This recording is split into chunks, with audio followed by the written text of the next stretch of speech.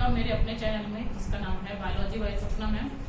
Okay, तो कल हम लोगों ने क्या किया था स्टूडेंट्स, हम लोगों ने पॉपुलेशन इंटरेक्शन स्टार्ट कर दी थी। पॉपुलेशन इंटरेक्शन में कल हमने दो तरीके की इंटरेक्शन पढ़ी थी।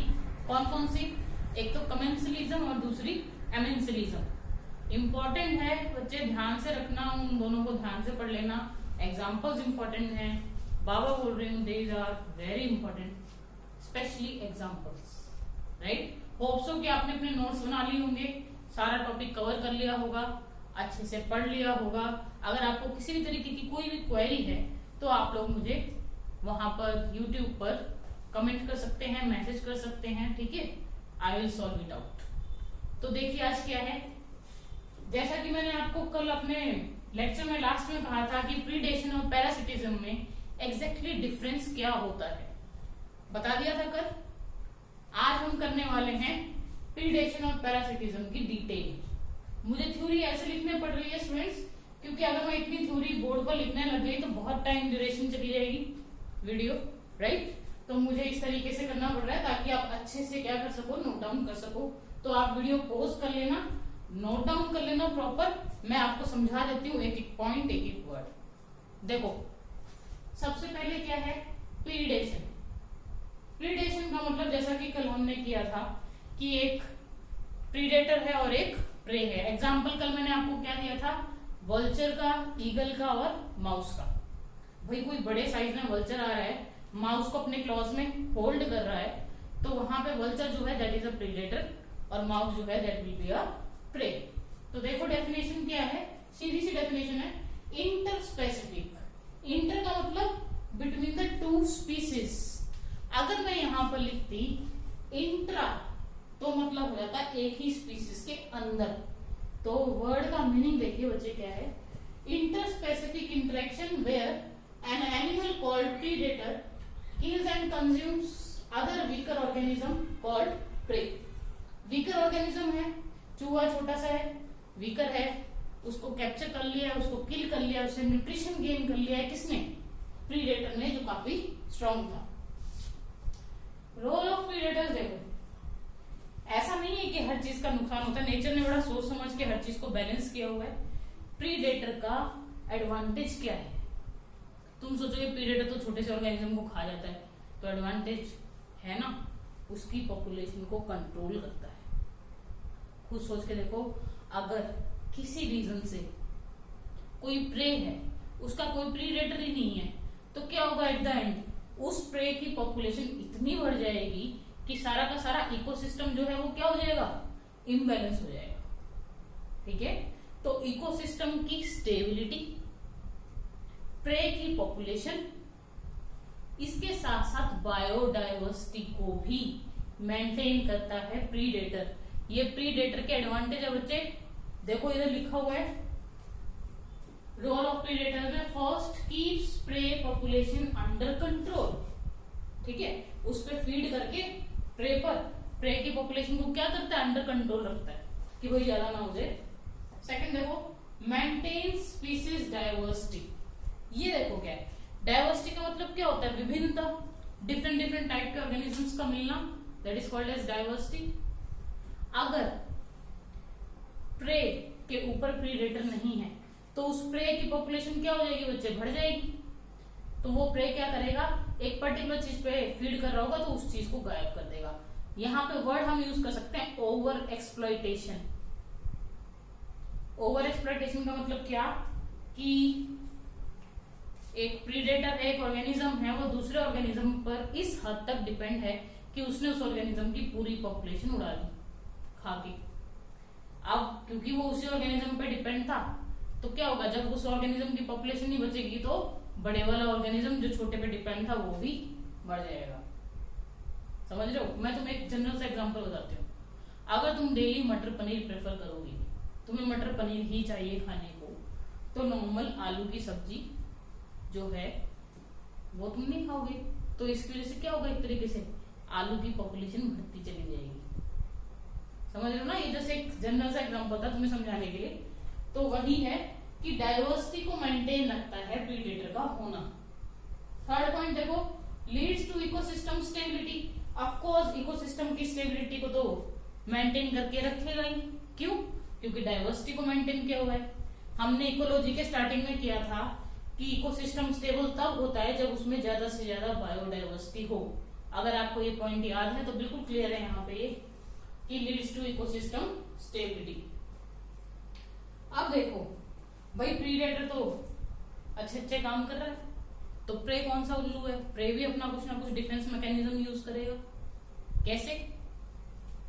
तुमने जनरली नोटिस किया होगा, गिरगिट जब गार्डन में होता है, कैमेलियन, वो क्या करता है, तुम बड़े ध्यान से देखोगे तब तुम्हें पता चलेगा कि ओके, ये तो कोई ऑर्गेनिज्म है जो सूखे पत्तों में सेम कलर का है। कैमेलियन ने अपना कलर भी गोल्डन या ब्राउन, लाइट ब्राउन कर लिया पत्तों के हिसाब से। अगर वही कैमेलियन ग्रीन ग्रास पे आ जाए, वो क्या करेगा, थोड़े टाइम बाद अपना कलर बिल्कुल वैसा कर लेगा जैसे ग्रीन ग्रास का कलर है। तो ऐसी प्रॉपर्टी प्रे की, जिसके थ्रू वो क्या करता है, it will going to change its colour according to the surrounding environment. That property is called as camouflage. देखो लिखा हुआ है, ब्लू लाइन से अंडरलाइंड है। कैमोफ्लेज का मतलब the property of changing colour according to the surrounding environment. जिसको नहीं आता ब्रैकेट में लिख लेना अपने नोट्स में, the property of changing colour according to the surrounding environment, that property is called as camouflage. तो देखो प्रे की कितनी अच्छी प्रॉपर्टी है, अपने आप को सराउंडिंग इन्वायरमेंट से, या सीधा बोलूं प्रीडेटर से बचाने की। प्रीडेटर को दिखेगा ही नहीं, क्यों? क्योंकि उसका कलर भी बिल्कुल वैसे ही जैसा जहां पर वो प्रेजेंट है। आगे देखो, ये एग्जांपल इंटरेस्टिंग है बच्चे। Monarch butterfly is distasteful. ये देखो क्या, ध्यान से देखो, मोनार्क बटरफ्लाई इज डिस्टेस्टफुल। यहां पर मोनार्क बटरफ्लाई जो है वो प्रे है। डिस्टेस्टफुल बिल्कुल भी टेस्टी नहीं है। अब क्या टेस्टी नहीं है? बर्ड ने जैसे ही मोनार्क बटरफ्लाई पर फीड किया, उसको वो टेस्ट में इतना गंदा लगा उस पर फीड करते हुए कि उसने उसको खाया ही नहीं। ठीक है? या फिर उसको एक बार एक्सपीरियंस हो गया, वो दोबारा उस मोनार्क बटरफ्लाई को नहीं खाएगा बर्ड। ऐसा क्या है भाई? देखो सुनो ध्यान से, मोनार्क बटरफ्लाई जब अपने कैटरपिलर स्टेज पर होती है, बटरफ्लाई है, इनडायरेक्ट डेवलपमेंट है। इनडायरेक्ट डेवलपमेंट का मतलब एग, लार्वा, प्यूपा, एडल्ट। ठीक है? तो मोनार्क बटरफ्लाई का जो लार्वा है वो एक ऐसे प्लांट पे फीड करता है जिसकी वजह से उसका जो अंदर फ्लूइड हो जाता है वो क्या हो जाता है, बहुत ही बिटर हो जाता है।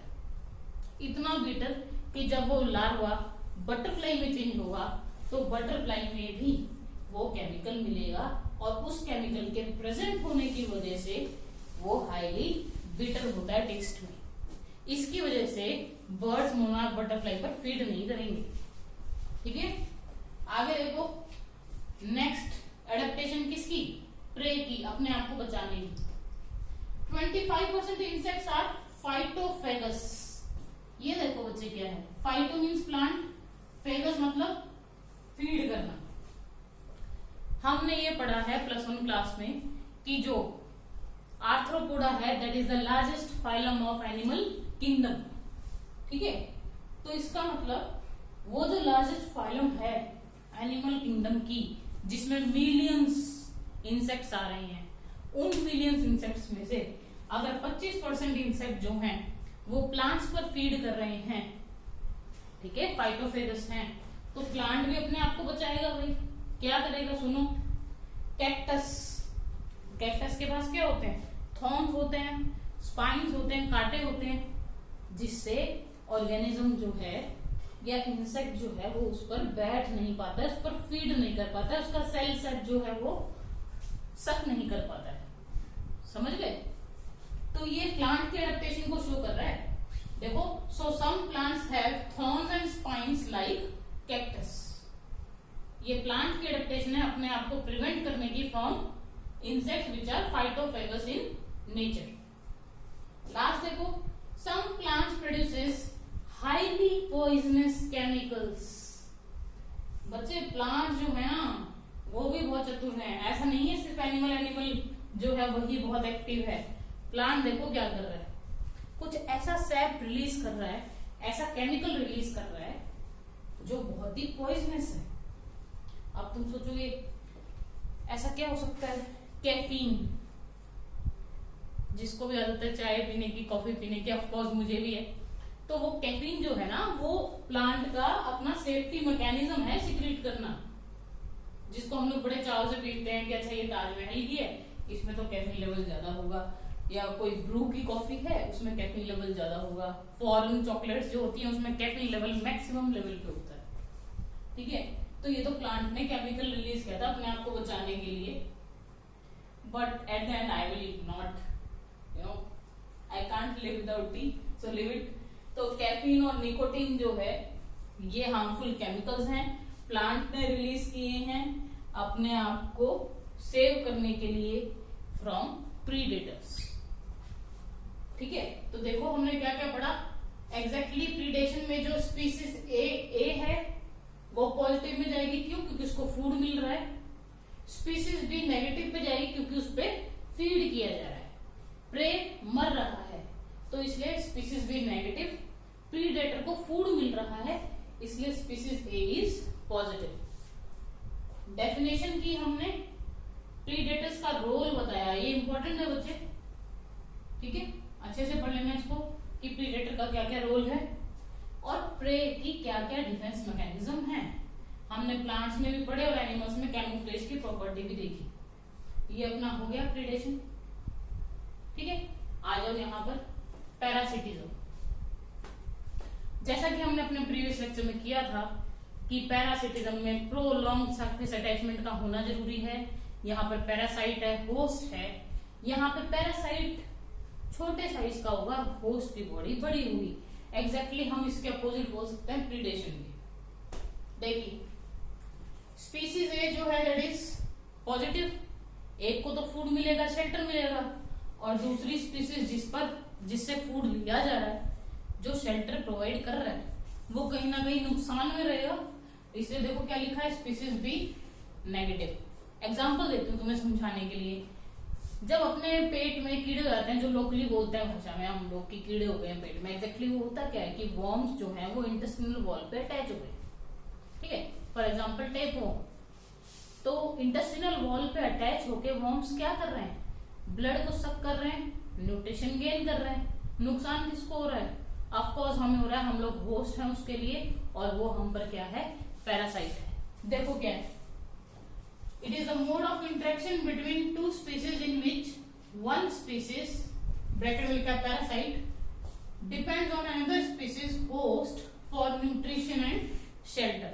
न्यूट्रिशन के लिए, रहने की जगह के लिए, शेल्टर के लिए एक स्पीसीज दूसरी स्पीसीज पर डिपेंड है। एडेप्टेशन देखो भाई पैरासाइट की क्या क्या एडेप्टेशन है, खुद सोच के देखो। अगर पैरासाइट हमारे अंदर रह रहा है, हमारे अंदर रह पा रहा है, हमारे ऑर्गन्स में बहुत जगह ऐसा भी है बच्चे कि वहां पे ऑक्सीजन की इतनी ज्यादा सप्लाई नहीं है कि क्या करे कि कोई और ऑर्गेनिज्म भी आके सर्वाइव कर ले। ठीक है, इसका मतलब क्या कि जो हमारी बॉडी में पैरासाइट बन के रह रहा है उसकी बड़ी ही स्ट्रॉन्ग एडेप्टेशन रही होगी या है। देखो क्या, first point, loss of unnecessary sense organs. Example देखो क्या है भाई, आईज हर ऑर्गेनिज्म के पास होती है। खुद सोच के देखो, पैरासाइट तुम्हारे इंटेस्टाइन के अंदर है, अब उसको लाइट से क्या मतलब है? वहां पे तो टोटल डार्कनेस है अंदर। ठीक है, अब अंदर डार्कनेस है, लाइट की कोई रिक्वायरमेंट नहीं है, तो क्या उस पैरासाइट के पास आईज होंगी? नहीं होंगी। तो वही है कि loss of unnecessary sense organs, sense organs जिनका कोई यूज नहीं है वो पैरासाइट के पास नहीं होंगे। ठीक है, सेंसरी ऑर्गन्स में क्या क्या आ गया आपका, आईज आ गई, आपकी नोज आ गई, फिंगर टिप्स आ गई, ये सारे सेंसरी ऑर्गन्स अपने। प्रेजेंस ऑफ एडहेसिव ऑर्गन्स और suckers to attach to the host. Adhesive, adhesion क्या होता है? The property of getting attach to the surface. ठीक है, अगर तुम्हें याद हो प्लस वन में हमने इस तरीके से प्लेनेरिया किया था बच्चे। प्लेनेरिया की बॉडी ऐसे बनाई थी कि डोर्सोवेंट्रली फ्लैटेंड बॉडी होती है, और यहाँ पे ये स्ट्रक्चर जो है ना हमने ऐसे किया था, और इसको हम मार्क कर रहे थे सकर। सकर क्या करता है, वैक्यूम क्रिएट करता है। देखो इधर, सपोज ये सरफेस है और ये ऑर्गेनिज्म है। ऑर्गेनिज्म का जो ये ब्लैक पार्ट आपको दिखाई दे रहा है मार्कर का, suppose this is the sucker. Sucker की हेल्प से ऑर्गेनिज्म क्या करता है, दूसरे ऑर्गेनिज्म की बॉडी पे अटैचमेंट शो कर देता है। ठीक है, क्यों? क्योंकि सकर ने क्या किया है, वैक्यूम क्रिएट कर दिया। वैक्यूम क्रिएट होने की वजह से ये इतना स्ट्रांगली अटैच हो जाएगा कि इजीली इस सरफेस से हटेगा नहीं, राइट। तो इनके पास सकर होते हैं, कोई ना कोई एडेंसिव ऑर्गन होते हैं, ताकि होस्ट की बॉडी से क्या कर सके, अटैच कर सके। ठीक है, एग्जाम्पल प्लेनेरिया, अगर आपको याद नहीं है, प्लेनेरिया में हम लोगों ने पढ़ा था कि they have sucker to get attach to the host body. Come to the next, loss of digestive system. अब तुम सोचोगे जब डाइजेस्टिव सिस्टम ही नहीं है पैरासाइट के पास, तो वो डाइजेस्ट कैसे कर रहे हैं? अभी मैंने थोड़ी देर पहले कहा था कि टेप वर्म का एग्जांपल लेते हुए कि वो अपनी इंटेस्टिनल वॉल से अटैच है। थोड़ा सा दिमाग लगाओ, small intestine is the principal site of digestion, right. इसका मतलब स्मॉल इंटेस्टाइन में डाइजेशन कंप्लीट अपना। जब डाइजेशन कंप्लीट हो गया तो स्मॉल इंटेस्टाइन के इर्द गिर्द जो ब्लड है उसमें न्यूट्रिशन की कंसंट्रेशन हाई होगी या लो होगी? Nutrition in the sense amino acids, glucose, fatty acid and glycerol की कंसंट्रेशन ऑफ कोर्स हाई होगी, क्योंकि वहां पे सारी चीजें डाइजेस्ट हो गई है। वो ऑर्गेनिज्म जो तुम्हारे इंटेस्टिनल वॉल से अटैच है, अब क्या उसको कुछ और डाइजेस्ट करने की जरूरत है? नहीं। बहुत समझदार है, सब कुछ डाइजेस्टेबल फॉर्म में मिल रहा है, उसको बस एब्जॉर्ब कर रहा है। समझ गए ना? तो इसलिए डाइजेस्टिव सिस्टम का होना जरूरी नहीं है। एक और चीज है बच्चे, अगर डाइजेस्टिव सिस्टम नहीं है, डाइजेस्टिव सिस्टम नहीं है, तो वो क्या कर रहे हैं, एक तरीके से अपनी एनर्जी भी तो कंजर्व कर रहे हैं। तुम्हें जान के हैरानी होगी, डाइजेशन में, सर्कुलेशन में, रेस्पिरेशन में अपनी बहुत एनर्जी खर्च होती है।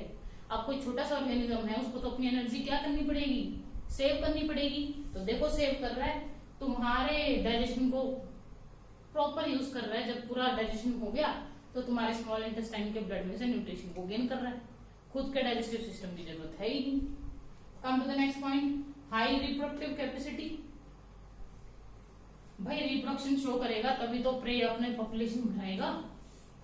ठीक है, वो लोग क्या करते हैं, मेनली दोनों टाइप के रिप्रोडक्शन शो करते हैं, asexual, bisexual, depend according to the condition. They can change their condition, they can reproduce asexually as well as they can reproduce sexually। ठीक है ना? तो हम बोल सकते हैं कि उनकी रिप्रोडक्टिव कैपेसिटी काफी हाई है। Loss of chlorophyll and leaves, example क्या लिखा हुआ है, कसकुटा। कल मैंने तुम्हें बताया था अमरबेल एक हरे भरे पेड़ पर फैल गई, येलो कलर की लाइंस देखी हुई होंगी, गांव में बहुत इजीली देखने को मिल जाती है। ठीक है, तो वो जो कसकुटा पूरे पेड़ पर फैल गई, हेल्दी ट्री पर, थोड़े टाइम बाद क्या होगा, with in 1 month, 1.5 months, 2 months, वो जो हरा भरा पेड़ है ना बच्चे, वो सूख जाएगा। क्यों सूखा? क्योंकि कसकुटा ने सारा न्यूट्रिशन गेन कर लिया from that particular tree by surface attachment. ठीक है, तो पैरासिटिज्म का एग्जाम्पल प्लांट्स में हम मेनली क्या लेके चलते हैं, अमरबेल का। अमरबेल को क्या बोलते हैं, कसकुटा।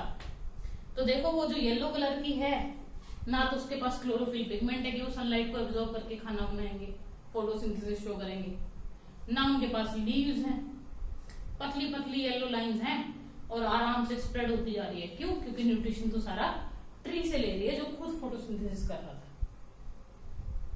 एक टर्म है जो 1 मार्क्स में पूछ लेते हैं काफी बार, वो टर्म देखो क्या है, ब्रूड पैरासिटिज्म। ठीक है, काफी डिफरेंट सी टर्म है, ध्यान से सुनो क्या है। कौवा बेचारा भोला वाला, उसने अपने एग ले किए, नेस्ट बनाया, इतनी मेहनत करी, कर दी एगलिंग, अब वो अपने लिए फूड लेने चला गया। पीछे से कुकू आई, कोयल आई। कोयल ने क्या किया, देखा कि कौवा अपने नेस्ट में नहीं है, कोयल ने फटाफट अपने एग्स जो है वो रिलीज कर दिए और कुकू वहां से उड़ गई। कौवा वापस आया, उसने सोचा भाई सारे मेरे ही अंडे हैं, आराम से लगा हुआ है हैचिंग पर। ठीक है, हैचिंग हो गई, उसमें से बेबी निकल गई। जब बेबी निकले तब उसे पता चला अरे आधे तो कोयल के हैं, है ना। अच्छा एग्जाम्पल। तो ये एग्जाम्पल किसका है? ब्रूड पैरासिटिज्म का है। देखो क्या लिखा हुआ है, the phenomenon in which one organism, उसको कहोगे पैरासाइट, कुकू को यहाँ पे क्या कहोगे? Parasite, lays its egg in the nest of another organism। अब बेचारा कौवा सफर कर रहा है तो कौवा क्या बना? होस्ट बना। As it resembles, फायदा क्या उठाया कोयल ने कि कोयल के अंडे और कौवे के अंडे सेम कलर के होते हैं, सेम साइज के होते हैं, इसलिए कौवा डिटेक्ट नहीं कर पाया। अदरवाइज किसी और डिफरेंट साइज के होते, डिफरेंट कलर के होते ना, तो बर्ड बहुत सही होते, उनकी कॉमन सेंस अच्छी होती है, वो क्या करते? अपने क्लॉज को यूज करके उस एग को नीचे गिरा देते नेस्ट से। बट क्रो को तो पता ही नहीं चला था। क्यों नहीं पता चला? देखो, resembles host eggs in size and colour, size भी सेम, कलर भी सेम। तो ये प्रॉपर्टी है बच्चे, नेचर ने बनाया है रूल। कोयल को नहीं पसंद अपना नेस्ट बनाना, वो नहीं बनाती है, फटाफट कौवे के नेस्ट में गिर जाती है, हैचिंग भी हो जाती है और कोयल की अपनी जो कंटिन्यूटी है रेस की वो चलती रहती है। टाइप्स ऑफ पैरासाइट देखो, कई बार ये पूछ लेते हैं एक्टो पैरासाइट क्या होता है, एंडो पैरासाइट क्या होता है। एक्टो नाम से पता चल रहा है, एक्टो का मतलब बाहर, बॉडी के बाहर। अगर सरफेस अटैचमेंट शो कर रहे हैं ऑर्गेनिज्म तो आप उनको कहोगे एक्टो पैरासाइट। ठीक है, डेफिनेशन लिख लेना, when a parasite gains it's nutrition from the outer surface of the organism then that is called as ectoparasite। Example देखो, सर में जुएं हो जाती हैं ह्यूमन बींग्स के, वो क्या करती हैं? ब्लड को सक करती हैं। कहाँ है? सर के जो स्किन है अपनी उसके ऊपर है, तो एक्टो हो गया ना, बॉडी के अंदर तो नहीं है। आप जो घर पे पेट्स रखते हो या स्ट्रीट डॉग्स हैं या कैटल्स हैं, उनकी स्किन पर देखना बच्चे ध्यान से, छोटे छोटे टिक्स मिलेंगे। टिक्स क्या करते हैं? ब्लड को सक कर रहे होते हैं एनिमल की। ऐसा मान के चलते हैं जिस एनिमल पर जितने ज्यादा टिक्स हो उतना ही अनहेल्दी रहेगा। ठीक है, तो टिक्स भी एग्जाम्पल किसका है? एक्टो पैरासाइट का है, क्योंकि वो भी सरफेस के बाहर है। कसकुटा हमने अभी समझाया था, अमरवेल का एग्जाम्पल, वो भी पेड़ की सरफेस के ऊपर फैली है, अंदर नहीं है। ये देखो एंडो पैरासाइट, टेपवर्म पढ़ लिया हमने, इंटेस्टिनल वॉल पे अटैच होकर न्यूट्रिशन गेन कर रहा है। लीवर फ्लूक भी ह्यूमन के लीवर में जो है वो क्या करता है? न्यूट्रिशन गेन करता है। तो ये सारे दोनों एग्जांपल किसके लिए हमने? एंडो पैरासाइट के। डेफिनेशन क्या बोलोगे? The organism which gain it's nutrition by getting attached inside the surface of an organism. ठीक है, बॉडी के अंदर है तो आप कहोगे एंडो पैरासाइट। एग्जाम्पल मेंशन करने बहुत जरूरी है, एग्जाम्पल ढंग से कर लेना। तो ये अपना टॉपिक हो गया है कौन कौन सा, ये लिखना मत भूलना, स्पीसीज ए स्पीसीज बी वाला कॉन्सेप्ट हमने कर लिया है। प्रीडेशन और पैरासिटिज्म। जो मेरा अभी का लेक्चर देख रहा है, एक बार प्रीवियस लेक्चर पे जाना, मैंने एग्जैक्टली डिफरेंस बताया हुआ है, बेसिक बताया हुआ है between the predation and parasitism. Exactly difference क्या है दोनों के बीच में। होप कि आपको लेक्चर समझ में आ गया होगा। Take care of yourself. Thank you.